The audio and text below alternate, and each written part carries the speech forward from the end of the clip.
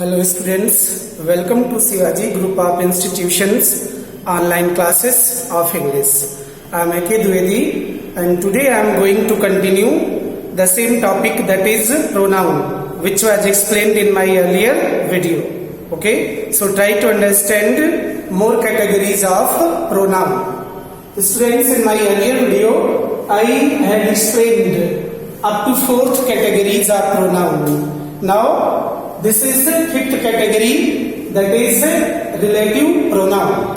Okay, relative pronoun, that means shows relation, which are used for joining two words, two sentences. The words, and actually definition of this pronoun, the words which relate. Relate means so relation.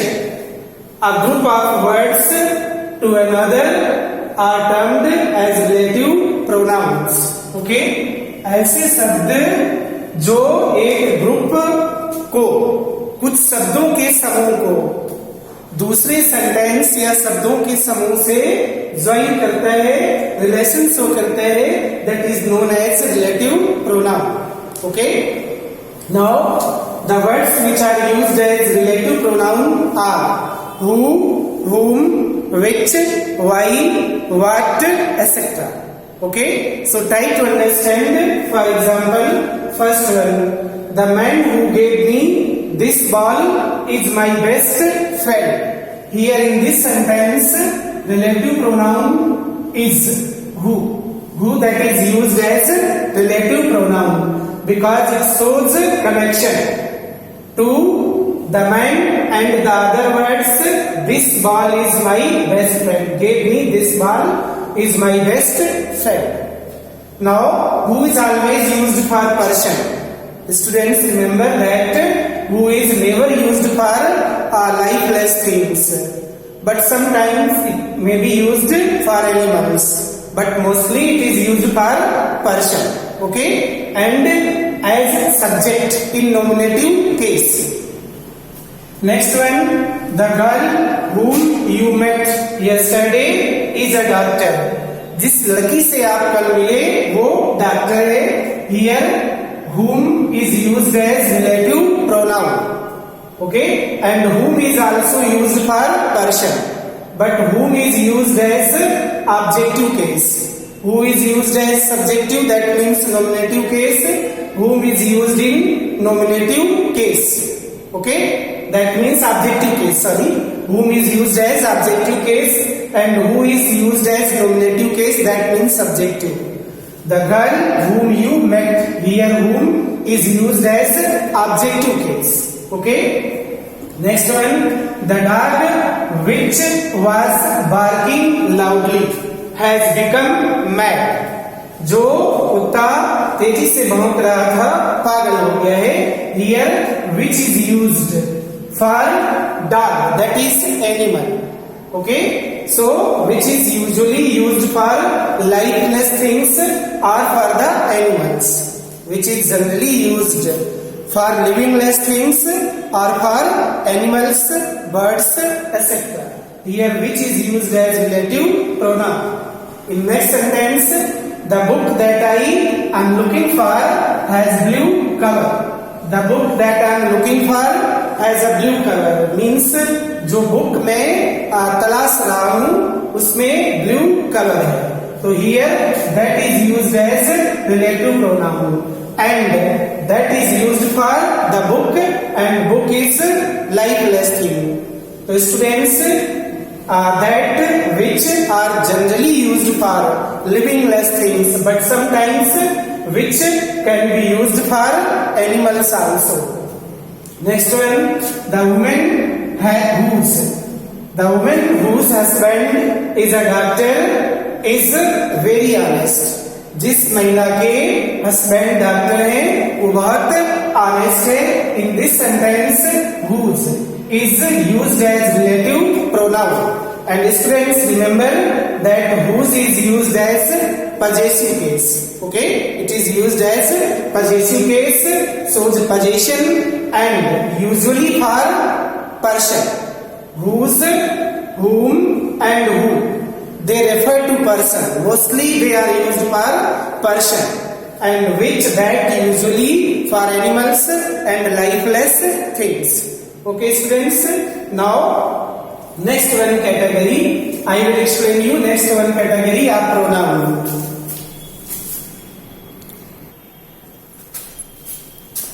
Students, next one category, that is reciprocal pronoun. Okay, try to understand it. Reciprocal pronoun means the words which are used to indicate, ऐसे शब्द जो ये indicate करने के लिए use करते हैं that the people do the same thing. That means the subject which are used do the same thing, have the same feeling, feel the same way. मतलब एक ही तरीके से फील करते हैं, डू द सेम थिंग, और एक ही जैसा कार्य करते हैं, और हैव द सेम रिलेशनशिप, या एक जैसा रिलेशनशिप होता है. तो these words are one another that is used for more than two. Okay, one another is used as plural. It is used more than two people. Okay, and second one that is used as reciprocal pronoun is each other. It is used for only two person. Okay, each other, एक दूसरे को. They loved one another. They, that is plural. वे सभी एक दूसरे से प्रेम करते थे. Here they, that is plural subject. That's why one another is used for plural subject. And they do the same thing. क्या करते हैं? एक ही जैसा, एक दूसरे को प्रेम करना. Next one, Mohan and Riya loved each other. Here Mohan and Riya, they are two subjects. Okay, that's why here for the two people or two person we use each other. We can never use each other in plural sense, but only for two people. Okay, this is reciprocal pronoun. Only two words are used, one another and each other, which are used as reciprocal pronoun. Now next category I will explain you. Next category. Okay, so try to understand it.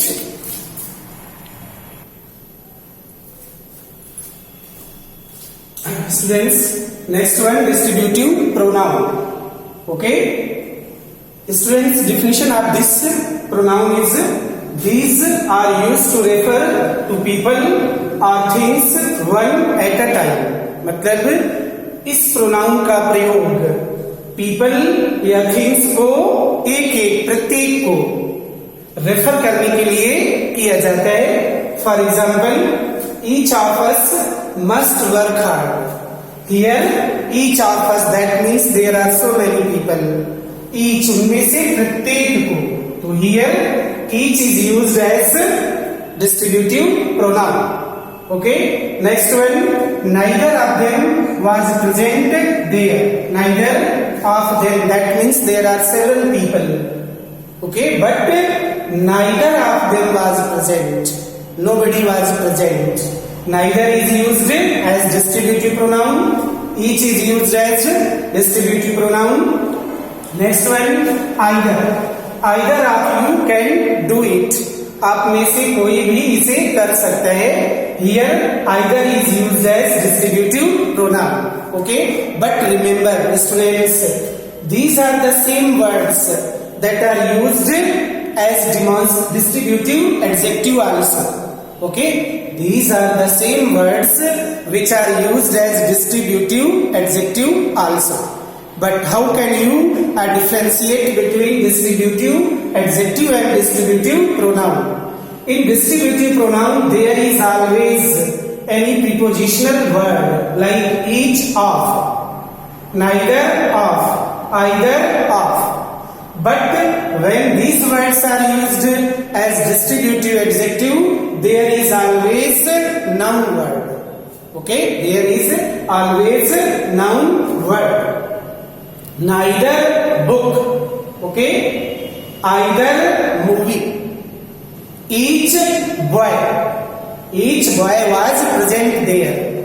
Here each is used as distributive adjective. So it is very serious topic that you have to remember in your mind. If these words are used as distributive pronoun, there is a prepositional word like of after them. But if they are used as distributive adjective, there is always any noun word.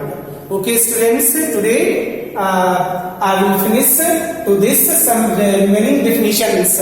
I will explain you in my next video. Four types of pronouns are remained. I will explain them in my next video.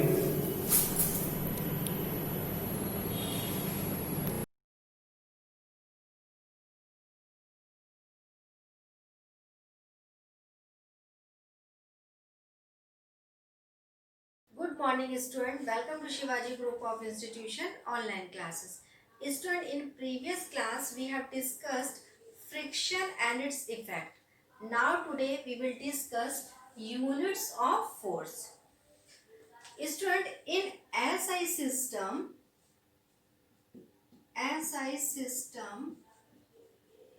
the unit of force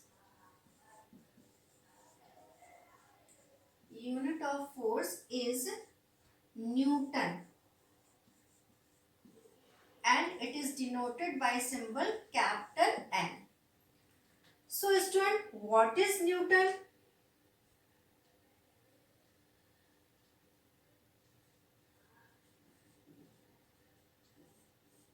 What is Newton? The force required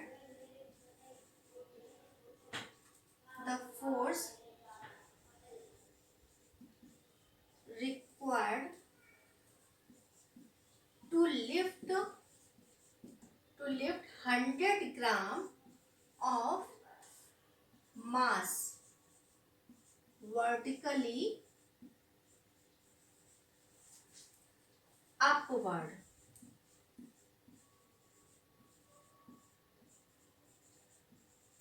is called Newton. So student, what is Newton? The force required to lift 100 gram of mass vertically upward is called Newton. Student, when we lift very small objects, we need a small force for lifting it, and for measuring this small force we need some smaller unit, and this small unit is gram force.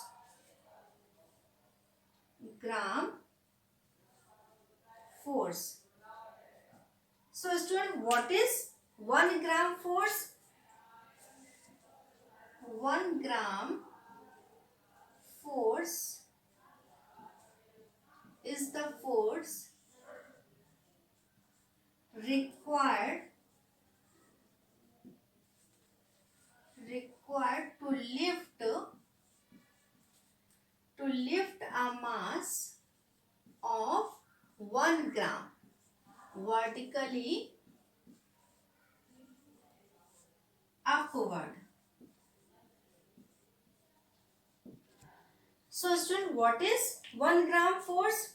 1 gram force is the force required to lift a mass of 1 gram vertically upward is called 1 gram force. Student, similarly, for lifting heavier objects, we need bigger force, and for measuring this bigger force, we need some bigger unit, and this bigger unit is known as kilogram force. So student, what is 1 kilogram force?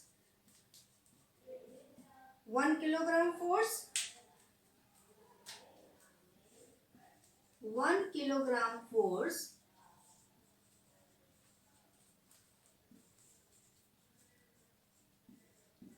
is the force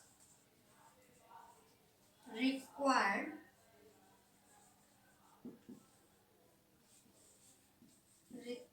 to a mass of 1 kg vertically upward. So student, what is 1 kilogram force? 1 kilogram force is the force required to lift a mass 1 kilogram.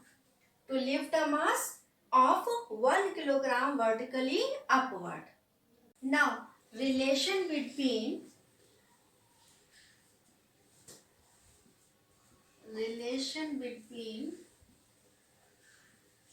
kilogram force and gram force. Student, as we know that 1 kilogram equal to 1000 gram.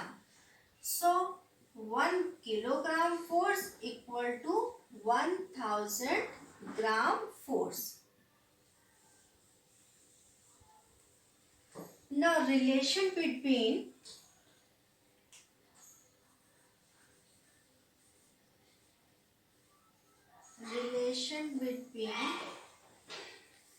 kilogram force and Newton. Student, 1 kilogram force equal to 10 Newton. 1 kilogram force equal to 10 Newton. Student, how force is measured? The force is measured. The force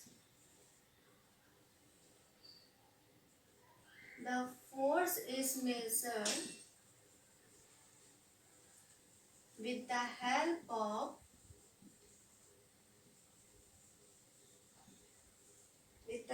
of spring balance.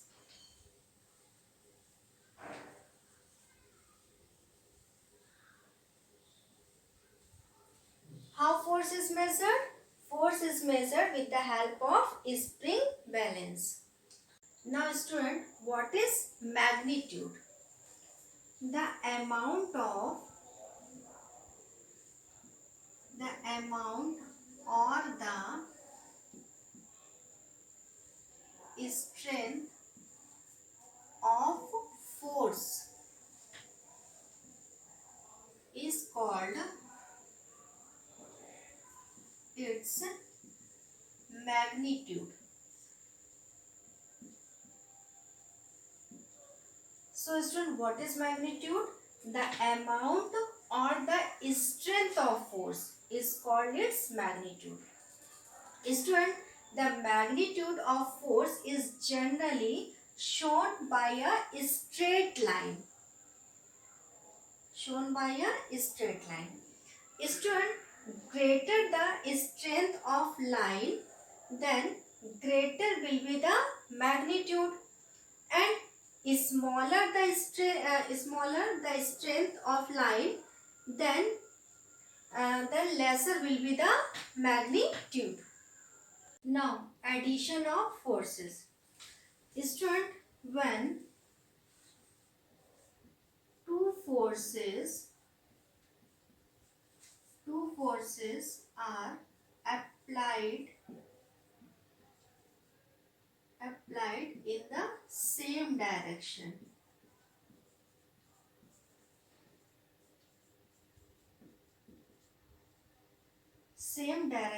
then the resultant force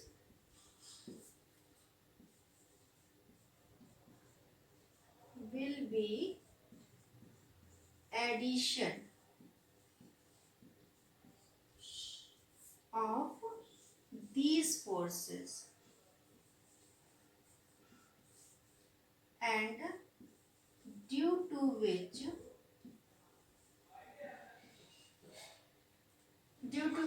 the total force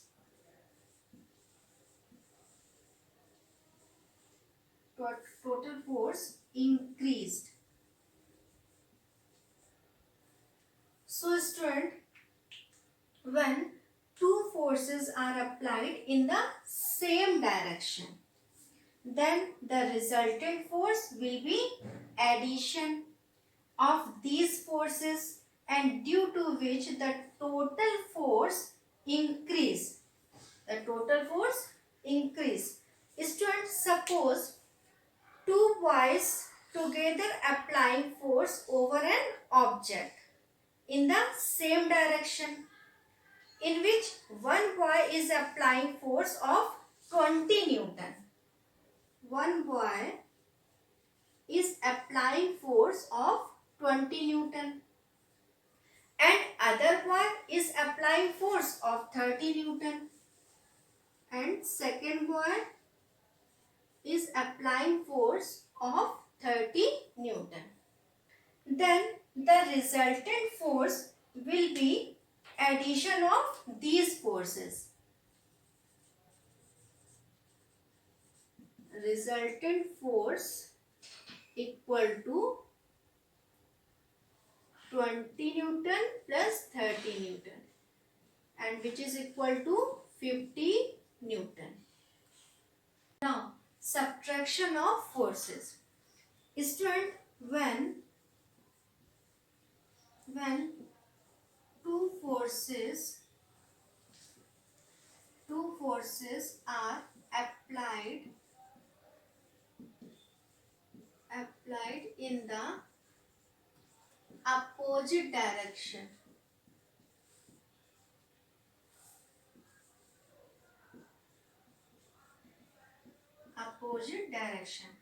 then the resultant force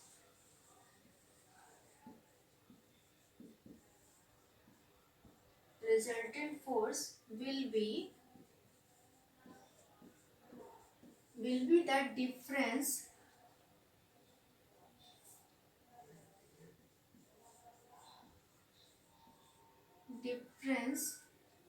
between these forces and due to which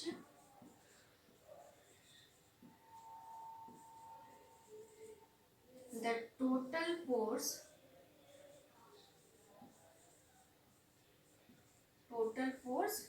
decreased.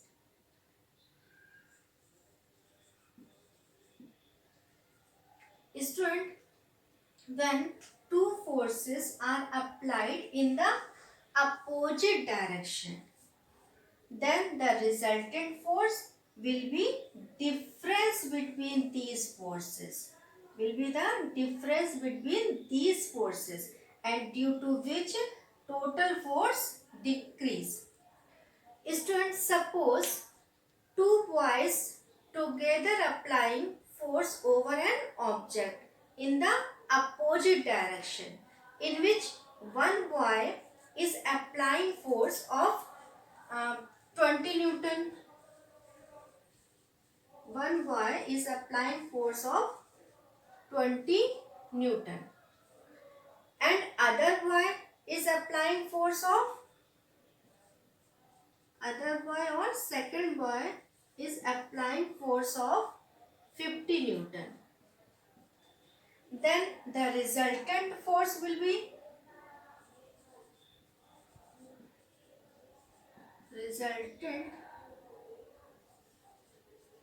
force will be 50 Newton minus 20 Newton, which is equal to 30 Newton. So student, today's class is over. Thank you.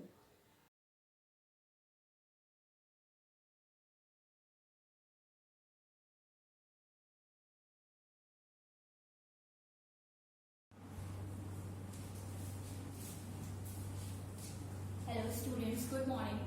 Welcome to the online classes of Shivaji Group of Institution. Today we will continue our chapter Elements, Compound and Mixture.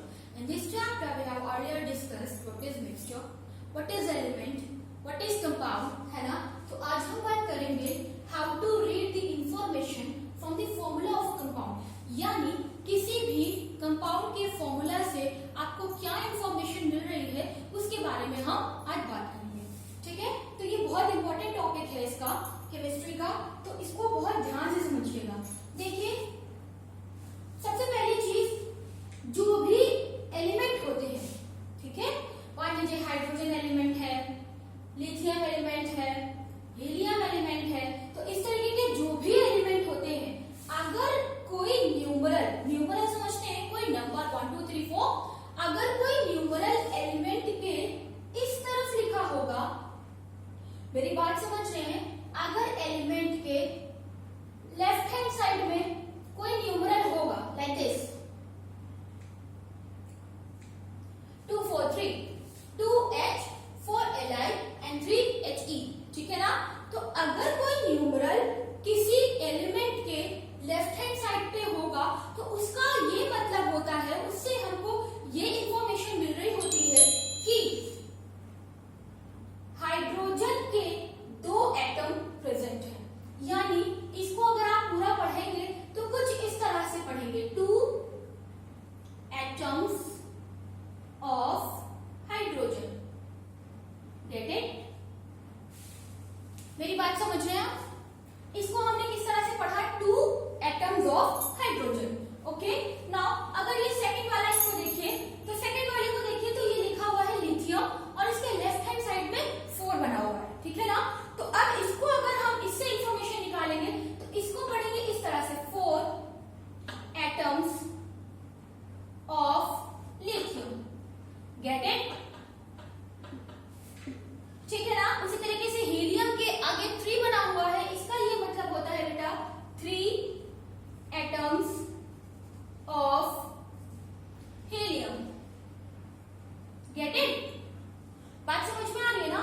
अगर कोई numeral किसी element के, किसी atom के left hand side में होगा, तो उसको हम पढ़ेंगे 2 atoms of this, 3 atoms of this, 4 atoms of this and so on, ठीक है ना। लाइक दिस, इसमें देखो पहला 2 atoms of hydrogen, 3 atoms of aluminium, A is the symbol of aluminium, isn't it? है ना, and 4 एटम्स ऑफ बेरिलियम, ठीक है। नेक्स्ट देखिए आप ये वाला, इसको समझने के लिए देखिए, मान लीजिए अभी तो ये एटम थे, आप कोई कंपाउंड ले लीजिए, कोई मॉलिक्यूल ले लीजिए, जैसे मान लीजिए आपने ले लिया HCl, ठीक है, या ले लिया NaCl, जो कि कॉमन सॉल्ट होता है, ठीक है ना, कॉमन सॉल्ट जिससे हम लोग खाना वाना बनाते हैं तो फिर यूज करते हैं कॉमन सॉल्ट आपका। तो ये कंपाउंड है बेटा, इसमें देखो ये हाइड्रोजन है, ये क्लोरीन है, तो इसका नाम क्या है, हाइड्रोजन, और क्लोरीन की वजह से इसको कहते हैं क्लोराइड। क्या नाम है इसका, हाइड्रोजन क्लोराइड। और ये है बेटा सोडियम, तो इसका नाम हो जाएगा सोडियम क्लोराइड। बात समझ में आ रही है? So this one is hydrogen chloride and this one is sodium chloride. आओ अब इसमें देखो, यहां पर अगर 3 लग जाए और यहां पर अगर 5 लग जाए, देन व्हाट विल यू से? यू से कि ये कंपाउंड का नाम क्या है, 3, ठीक है ना। तो अब ये हो जाएगा 3। अब क्योंकि ये एक कंपाउंड है तो हम लिख सकते हैं 3 मॉलिक्यूल ऑफ हाइड्रोजन क्लोराइड। बात समझ में आ रही है? 3 मॉलिक्यूल्स ऑफ हाइड्रोजन क्लोराइड। इसको पढ़ेंगे क्या, 5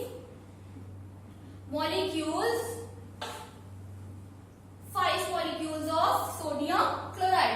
गेट इट? तो इसी तरीके से देखो 2 molecules of potassium, K for potassium और Cl मतलब क्लोराइड, ठीक है ना। तो इसका नाम हो जाएगा 2 मॉलिक्यूल्स ऑफ पोटेशियम क्लोराइड, है ना। और इसको देखो Fe3O4 आयरन का ऑक्साइड है, ठीक है ना, तो ये फेरिक ऑक्साइड। तो यहाँ देखिए 5 मॉलिक्यूल्स ऑफ आयरन ऑक्साइड कह सकते हैं, और you can say ferric oxide, ठीक है ना।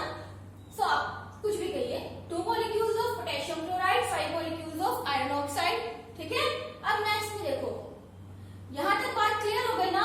अगर किसी एटम के या एलिमेंट के लेफ्ट हैंड साइड में नंबर लिखा है या किसी कंपाउंड के लेफ्ट हैंड साइड में नंबर लिखा है, तो उसका अगर हमें नाम लिखना होगा तो इस तरीके से लिखेंगे, ठीक है ना। अगर कोई कंपाउंड है तो मॉलिक्यूल बना देंगे, अगर कोई एटम ही है तो उसमें एटम लिख देंगे, ठीक है, एलिमेंट है तो एटम लिख देंगे।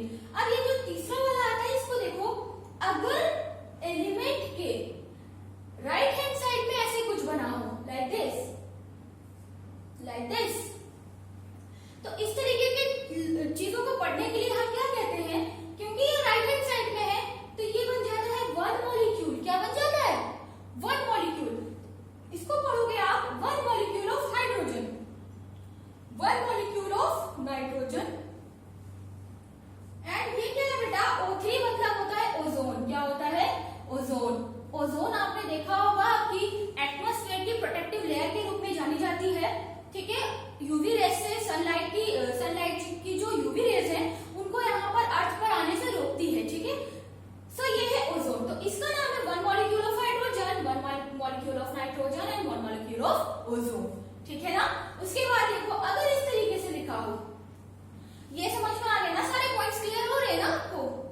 अगर इस तरीके से लिखा हो NO2 या CO2 या SO2, इस तरीके से लिखा होगा तो इसको कैसे पढ़ेंगे?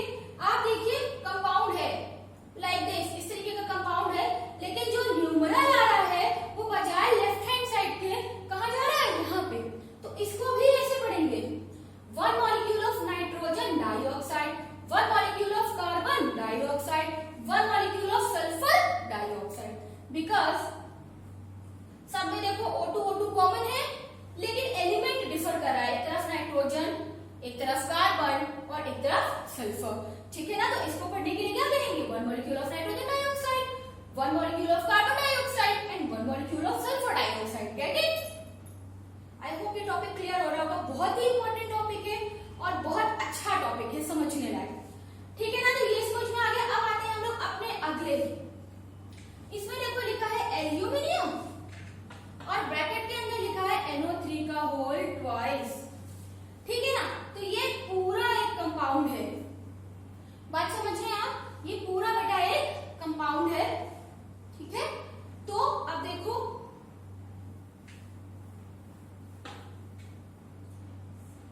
ये एक कंपाउंड है, तो इसलिए इसका नाम हो जाएगा, और इसका नाम होता है एल्यूमिनियम नाइट्रेट। क्या होता है नाम? Aluminium nitrate.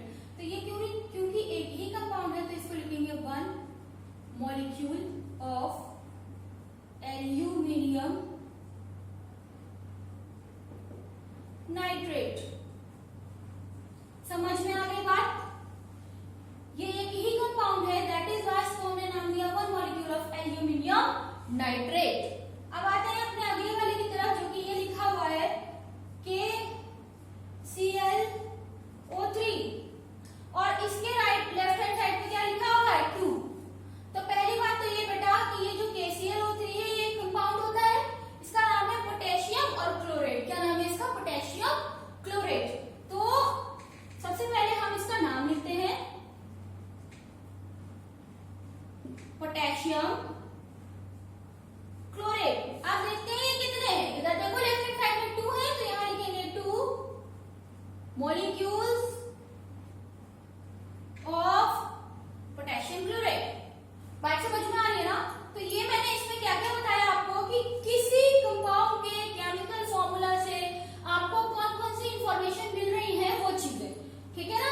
अगर न्यूमरल लेफ्ट हैंड साइड में होगा तो आपको एटम कंसीडर करना पड़ेगा, अगर न्यूमरल किसी कंपाउंड के लेफ्ट हैंड साइड में होगा तो आपको वन मॉलिक्यूल, क्योंकि कंपाउंड का मतलब होता है एक मॉलिक्यूल, है ना, तो उसको उस तरह से हम लोग रीड आउट करेंगे। अगर राइट हैंड साइड में होगा तो वो वन मॉलिक्यूल ही माना जाएगा, ठीक है।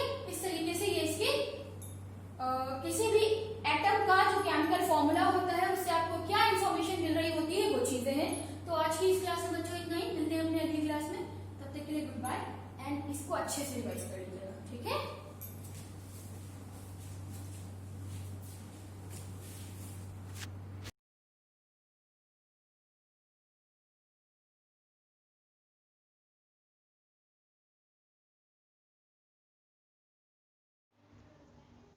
Hello class, welcome to you Shivaji Group of Institutions online classes. Students, I have discussed chapter first, rural local self-government in previous video. This is your history class, first topic is first in civics. Now students, I want to say some motivational lines as the best brain of the nation, any the best brain of a nation may be found on the last benches of the class. I repeat this lines, that the best brain of a nation may be found on the last benches of the classroom. So students, you should work hard in his life. Now students, I discuss rural local self government, rural local self government to work as in village area and rural area. So in previous video I have discussed कि rural local self government have work as a three levels. As a first is gram panchayat, second is block samiti, and third is jila panchayat. It is said that the rural local self government divided in three parts, यानी gram panchayat, block samiti और jila panchayat. Understand? Today I will discuss about the composition of block samiti, because in previous video I have discussed about gram panchayat. Understand? Today I will discuss the composition of the panchayat samiti or the block samiti. माने compositions of the block samiti, how block samiti या पंचायत समिति work, माने block समिति अथवा पंचायत समिति कैसे काम करती है. अंडरस्टैंड? तो ब्लॉक समिति यानी पंचायत समिति अथवा ब्लॉक समिति, तो it is an indirectly elected body. ये क्या होती है? इनडायरेक्टली इलेक्टेड बॉडी होती है, माने इसका सीधे चुनाव नहीं होता. अंडरस्टैंड? माने इट इज एन इनडायरेक्टली, माने इनडायरेक्टली इलेक्टेड बॉडी होती है किसकी? पंचायत समिति की. Understand? Pradhan and panch of the village panchayat, माने पंचायत प्रधान कौन होते हैं? Pradhan is also called the sarpanch. Understand? Panchayat यानी pradhan and panch is also called यानी work at in the head of the village. माने पंचायत का प्रधान का सरपंच जो होता है वो विलेज का क्या होता है? हेड यानी मुखिया होता है.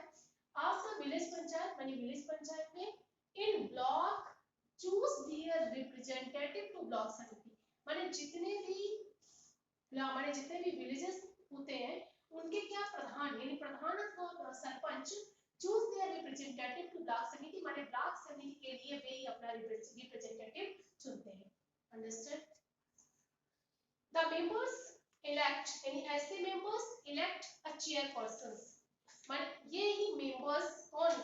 इन विलेज मेंबर्स यानी village members is the pradhan and sarpanch, यानी pradhan and sarpanch elect a chairperson and a vice chairperson. माने ये क्या करते हैं? एक चेयरपर्सन अथवा एक वाइस चेयरपर्सन को इलेक्ट करते हैं. और चेयरपर्सन क्या करता है? Chairperson looks after everyday work of the block samiti, माने जो भी वहां का चेयरपर्सन होता है कहां का? इन ब्लॉक समिति को पंचायत समिति, यानी पंचायत समिति का जो भी चेयरपर्सन होता है looks after everyday work of the block samiti, माने वो ब्लॉक समिति के काम को एवरीडे माने हर दिन वॉच करता है. In the absence of vice chairperson, माने इफ चेयरपर्सन इज एब्सेंट, माने यदि चेयरपर्सन एब्सेंट होता है यानी the absentees of the chairperson, vice person take care of the work of the block panchayat samiti. तो वाइस पर्सन जो यानी वाइस चेयरपर्सन होता है यानी vice chairperson take care the work of block samiti, माने तो वाइस चेयरपर्सन ब्लॉक समिति के काम को टेक केयर माने देखता है. अंडरस्टैंड? फिर से आप देख लो कि the pradhan and sarpanch elected the representative of the panchayat समिति अथवा block samiti. The members of the chairperson and the vice chairperson looks after the works of every day in the block committee. First chairperson looks after the everyday work of the block committee, माने chairperson जो होता है वो block committee के everyday work को watch करता है. If the chairperson is absent, माने यदि chairperson absent होता है then was the vice chairperson, तो vice chairperson take care of the work of block committee. Understand? The term of block committee माने जो block committee का term यानी time period होता है, term is called time period. Time period is also known as the 5 years, माने कितना होता है? 5 इयर्स का होता है. यानी ब्लॉक समिति का जो टाइम पीरियड होता है इस इन 5 इयर्स यानी 5 इयर्स का होता है. Now students we discuss about the functions of the block samiti, माने functions of the block samiti माने जो भी हमारी ब्लॉक समिति होती है हाउ दे फंक्शंस माने वे क्या कार्य करते हैं. What are the functions of the block samiti? Block samiti के क्या काम होते हैं? तो supervise the working of the gram panchayat. सबसे पहला वर्क होता है, पहला एंड इंपॉर्टेंट यानी first and important work to supervise यानी supervise the working of gram panchayat. Supervise माने block samiti supervise the working of gram panchayat everyday, माने ग्राम पंचायत के वर्क को सुपरवाइज करता है।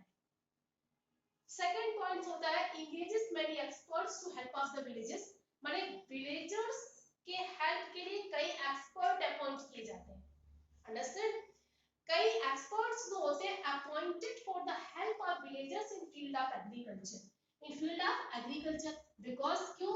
बिकॉज द रूरल एरिया यानी rural area has mostly people engaged in farming, माने mostly peoples क्या करते हैं? फार्मिंग यानी खेती करते हैं। Understand? Next, they bring about a change in the outlook of the people through the education and literature. माने they bring about the change, माने they expert bring about to change outlook of the people, because in farming outlook is very dull, माने जो खेती करते हैं उनकी जो outlooking होती है देखने में क्या होती है? बहुत ही डल होती है। But the experts work as a outlooking of the people, माने ये आउटलुकिंग को भी इनकी आउटलुकिंग को भी ध्यान देते हैं थ्रू द किसके द्वारा? Education and literacy, education and literacy. Understand? It is the work of, it is the functions of the block samiti. Next, it arranges the fund from the government for the development of the block samiti, माने development of the block समिति दे arrange, यानी block samiti के जो भी members होते हैं they arrange, माने they arrange the fund from the government, माने ये ब्लॉक के डेवलपमेंट प्रोग्राम के लिए फंड को भी अरेंज करते हैं। अंडरस्टैंड?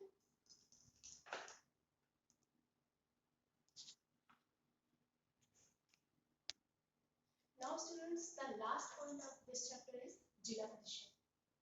जिला परिषद means the first topic of the rural self government in gram panchayat, second is panchayat samiti, and third is jila parishad.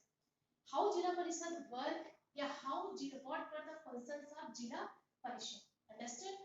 jila parishad is the highest institutions of the panchayati raj, माने पंचायती राज का highest institutions जो होता है, highest institutions of the Panchayati Raj is also called the जिला परिषद। Understand?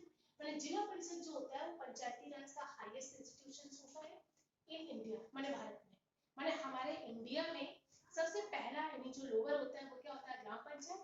Second level पर क्या होता है? पंचायत समिति, and highest institution is also called the जिला परिषद। अंडरस्टैंड? जिला Parishad coordinate the activities of the block samiti, माने जिला परिषद वर्क करता है किसके साथ?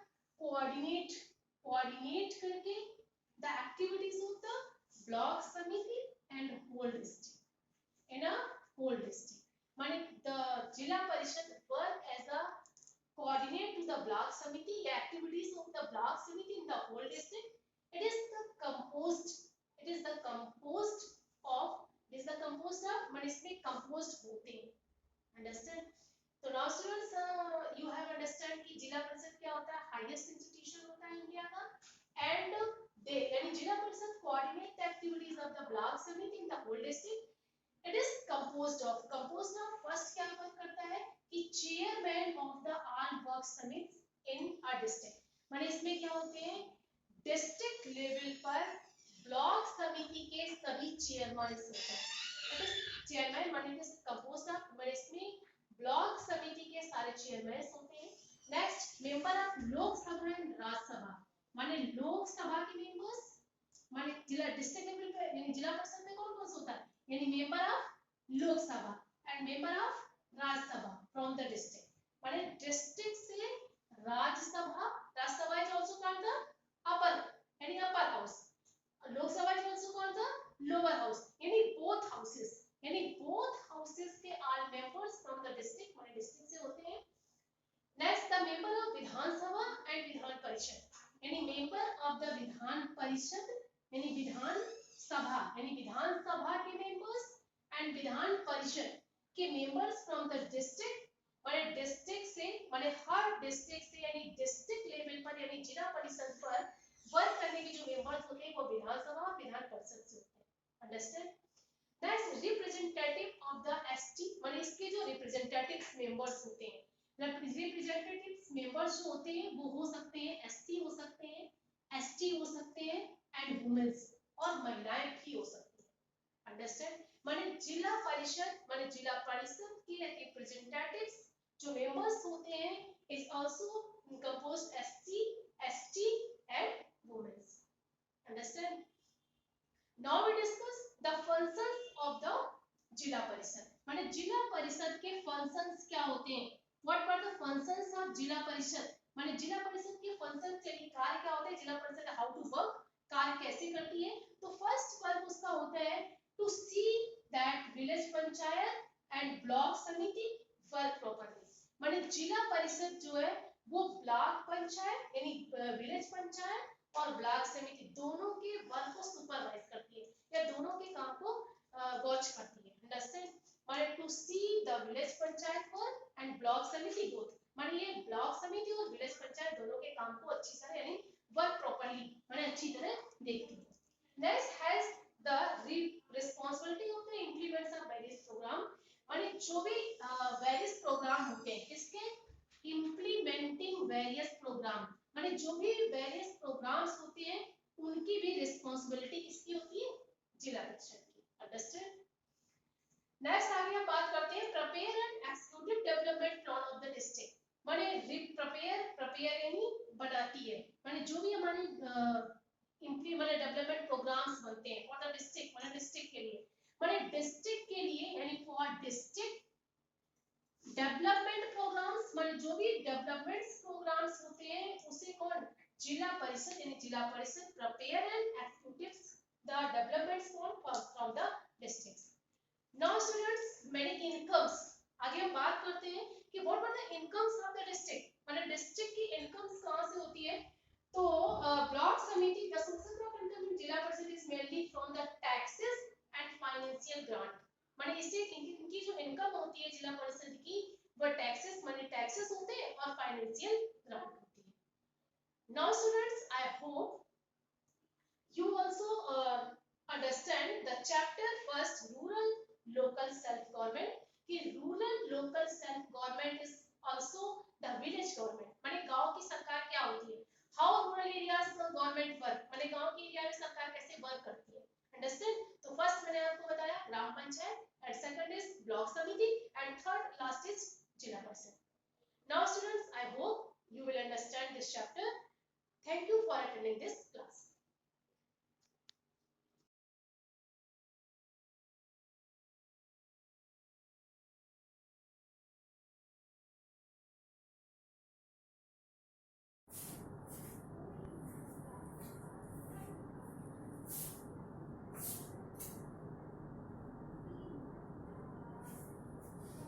सुस्वागतम। मैं रेणुलता पांडे संस्कृत शिक्षिका शिवाजी ग्रुप ऑफ इंस्टीट्यूशंस। बच्चों आज मैं आपको चैप्टर 5 कर्ता कारकम प्रथमा विभक्ति, कर्ता कारकम द्वितीया कर्म कारकम, यहाँ कर्ता नहीं कर्म कारकम द्वितीया, ये चैप्टर मैं आपको पढ़ाने जा रही हूँ। बच्चों मुझे आशा है कि मैंने अभी तक जितना वर्क आपको कराया है वो आप प्रॉपरली रीड कर रहे होंगे, लर्न कर रहे होंगे। ध्यान रखिए कि आपको अपना समय नहीं बर्बाद करना है। समय बहुत मूल्यवान होता है। जो समय निकलता जा रहा है वो वापस नहीं आने वाला, इसलिए समय की कीमत को समझें। आप घर में हैं तो घर में रहकर भी गंभीरता से अपना अध्ययन करते हैं। समझ में आ रहा बच्चों? अपना समय जो है उसको बेकार ना जाने दें और सीरियसली पढ़ाई करते रहें। ओके? तो बच्चों पिछले वीडियो में मैंने आपको कारक परिचय पढ़ाया था। कारक के बारे में मैंने बताया था, कारक किसे कहते हैं, कारक विभक्ति क्या है, और फिर एक तालिका के माध्यम से मैंने कारक विभक्ति और उनके चिन्ह आपको समझाया। ठीक है? तो शॉर्ट में कारक फिर एक बार बताते हैं आपको कि जिन शब्दों का क्रिया से सीधा संबंध होता है उन्हें हम कारक कहते हैं। ठीक है, तो आपने उस तालिका में पढ़ा होगा, जो मैंने कारक की तालिका आपको बताई थी। कारक कितने होते हैं तालिका में, तो संबंध और संबोधन भी हम समझाने के लिए आपको लिखते हैं, क्योंकि इसके साथ चिन्ह जुड़ा होता है। लेकिन मुख्यतः कारक जो है वो 6 ही होते हैं: कर्ता, कर्म, करण, संप्रदान, अपादान। संबंध को छोड़ देते हैं, अधिकरण, ठीक है, और उस बाद में संबोधन को छोड़ देते हैं। क्यों? क्योंकि संबोधन में प्रथमा विभक्ति का ही प्रयोग होता है, इसलिए हम संबोधन को काउंट नहीं करते कारक में। ठीक है, और जो संबंध कारक है उसका भी क्रिया से सीधा संबंध नहीं होता, इसलिए भी उसको हम कारक में काउंट नहीं करते। तो इस तरह से कारक कितने हुए? 6: कर्ता, कर्म, करण, संप्रदान, अपादान, अधिकरण। ठीक है, तो उस तालिका में से आज हम स्टार्ट करते हैं कर्ता कारक और कर्म कारक।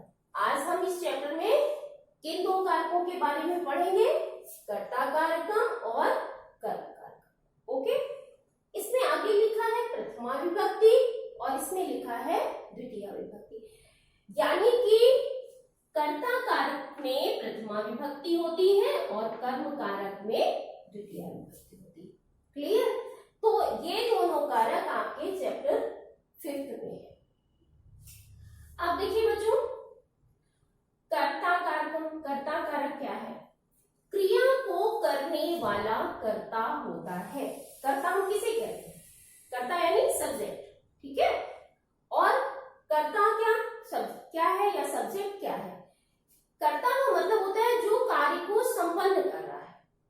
ठीक है, कार्य को जो कर रहा है वो है कर्ता, यानी क्रिया को करने वाला जो है वो कर्ता होता है। और तथा कर्ता कारक में प्रथमा विभक्ति होती है। मैंने स्टार्टिंग में भी आपको बताया ना कि कर्ता कारक में प्रथमा विभक्ति, तालिका में भी लिखा हुआ है, 3 कॉलम उसमें बने हुए हैं: कर्ता कारक, चिन्ह ने और विभक्ति प्रथमा। तो कर्ता कारक में प्रथमा विभक्ति होती है। कर्ता कारक का चिन्ह ने होता है, ने चिन्ह होता है।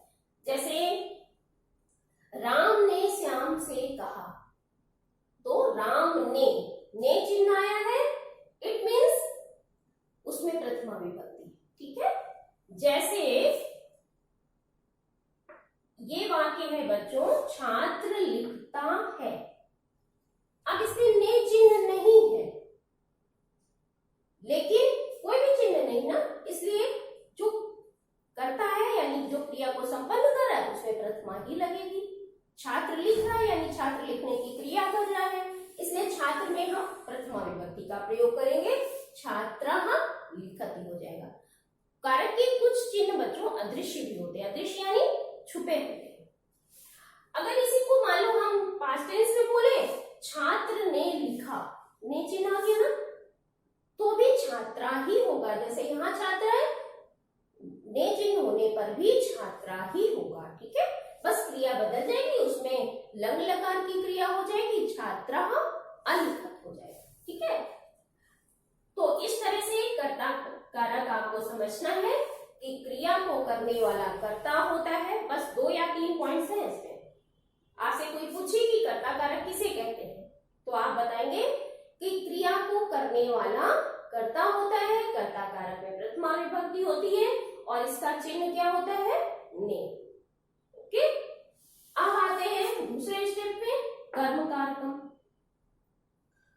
कर्ता क्रिया के द्वारा जिस कार्य, आब्लिक लगा हुआ या वस्तु, ठीक है, कार्य या वस्तु, कर्ता क्रिया के द्वारा जिस कार्य वस्तु को सबसे अधिक चाहता है उसे कर्म कहते हैं, सॉरी कर्म कारक कहते हैं, कर्म कारक कहते हैं। ठीक है,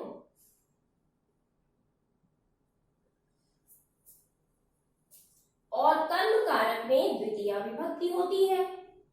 कर्म कारक का चिन्ह होता है को। कर्ता कारक का चिन्ह क्या था? ने। कर्म कारक का चिन्ह क्या है? को।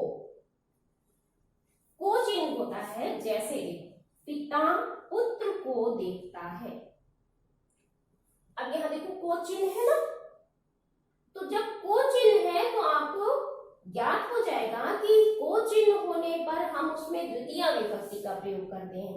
देखो यहाँ पुत्र शब्द है, इसके रूप चलेंगे बालक की तरह ही, पुत्रा पुत्रौ पुत्रा पुत्रम, द्वितीय विभक्ति एक वचन में क्या आ रहा है, पुत्रम। ठीक है, तो इसका सेंटेंस क्या हो जाएगा, जनकः, जनकः मीन्स पिता, जनकः पुत्रम पश्यति, पिता पुत्र को देखता है।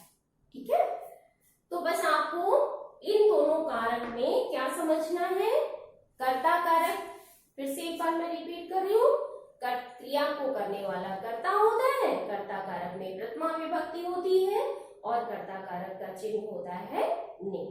क्लियर। इसके बाद आइए कर्म कारक पर। तो कर्ता अपनी क्रिया के द्वारा जिस कार्य या वस्तु को अधिक चाहता है, यानी उस क्रिया को अधिक करना चाहता है या उस वस्तु को सबसे अधिक चाहता है, तो उसे हम कर्म कारक कहते हैं। और कर्म कारक में द्वितीय विभक्ति होती है, इसका चिन्ह होता है को। ठीक है, जैसे पिता पुत्र को देखता है, जनकः पुत्रम पश्यति। ठीक है, तो इस तरह से ये दो कारक आपके चैप्टर 5 में है। इसके बाद बच्चों मैं कुछ एग्जाम्पल आपको लिख के बता रही हूं जो कि कर्ता कारक प्रथमा विभक्ति के।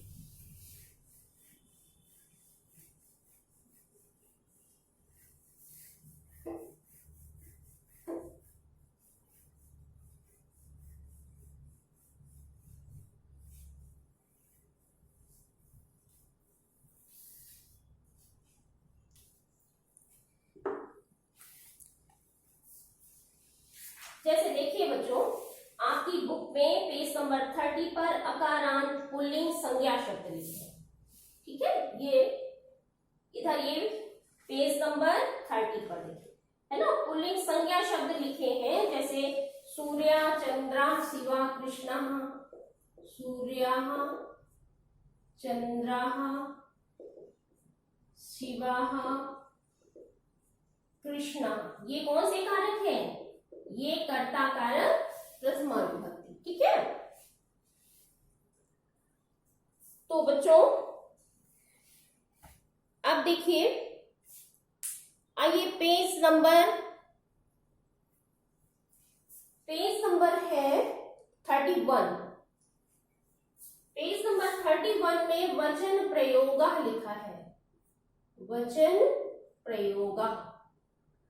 जैसे कि प्रथमा विभक्ति है, ये आपको मालूम हो गया कि कर्ता कारक में प्रथमा विभक्ति होती है, लेकिन प्रथमा विभक्ति में वचन कितने होते हैं, 3, एक वचन, द्विवचन और बहुवचन। ठीक है, तो इसमें देखिए एग्जाम्पल दिया गया है, एक वचन, द्विवचन और बहुवचन। ठीक है, अब इसमें कर्ता का शब्द है छात्रा है, जैसे ये अध्यापका है, ये एक वचन है। ठीक है, छात्रा, अध्यापका और मयूरा, गजः, अश्वः, मयूरा, गजः, अश्वः। ठीक है, अब इनके तीनों वचन में रूप बनेंगे, छात्रा का छात्रौ, छात्रा। ठीक है, अध्यापका का अध्यापकौ,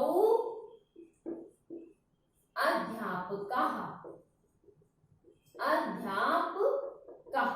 ठीक है, मयूरः, मयूरौ, मयूराः। ठीक है, ऐसे तीनों वचनों में रूप चलेगा, गजः, गजौ, गजाः। ठीक है, अश्वः, अश्वौ, अश्वाः। ठीक है बच्चों, तो इस तरह प्रथमा विभक्ति के ये तीनों वचनों में रूप चलेंगे। ये आप देखेंगे पेज नंबर 31 पर, पेज नंबर 31। ठीक है, तो ये प्रथमा विभक्ति के तीनों वचनों के शब्द है। इसी तरह एक शब्द और है बच्चों, घटाहा। घट मीन्स क्या होता है? घड़ा। घटाहा, घटऊ और घटा। ठीक है, तो ये प्रथमा विभक्ति के तीनों वचनों के रूप है। तो आज मैंने आपको पढ़ाया कर्ता कारक प्रथमा विभक्ति और कर्म कारक द्वितीया विभक्ति, और जितने आपकी बुक में शब्द दिए हैं अकारांत पुल्लिंग संज्ञा शब्द, इनको आप अच्छी तरह से रीड करें।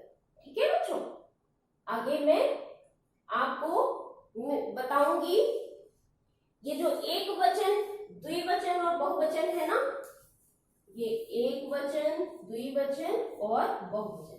तो अभी तो आपने बच्चों ये रूप देखे हैं, इसके आगे मैं एक वचन वाले शब्दों से युक्त आपको वाक्य पढ़ाऊंगी। ओके,